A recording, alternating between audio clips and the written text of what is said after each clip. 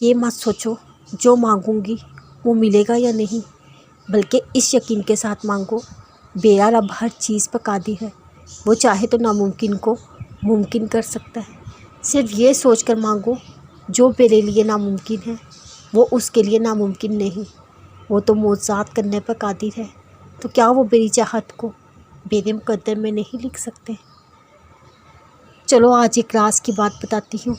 اللہ تعالیٰ نے جانتے ہو ہمیں دعا کا اختیار کیوں دیا؟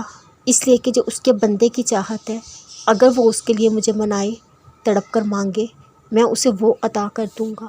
حالانکہ ہمارا مقدر وہ پہلے ہی لکھ چکا ہے، پھر بھی اس نے ہمیں دعا کا اختیار دیا، تو یہ اس کی شان ہے۔